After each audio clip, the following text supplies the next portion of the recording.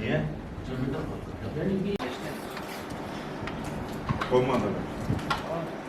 Performans değil. Rahat bıraksana. Burada.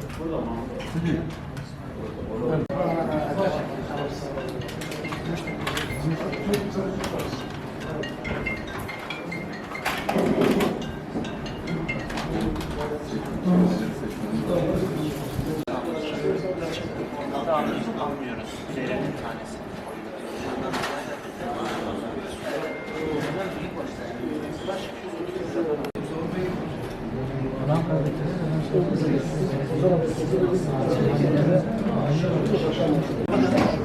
Çok söyleyin. Hamza hareketler gibi. Hoş geldiniz. Hoş geldiniz. Bayram mübarek olsun. Allah razı olsun. Sizlerle hoş geldiniz. Hoş geldiniz. Bayram mübarek olsun.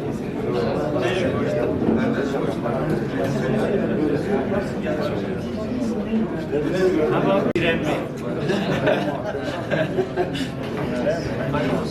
Şimdi havada mı? Öyle 3 paket için.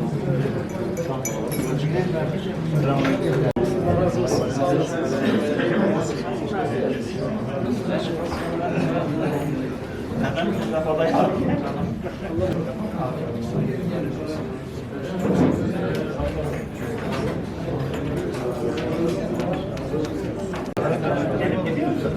Ben geldim. Mustafa Bey'e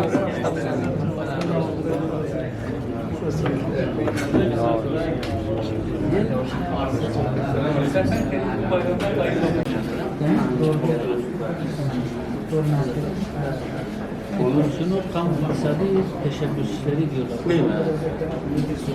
Tokyo'da Hitler'in de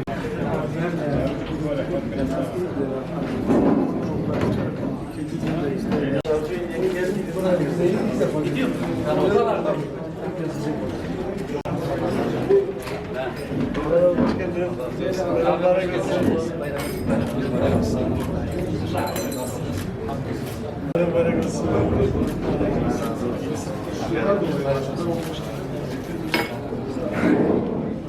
Bayram mübarek olsun. Hoş geldiniz.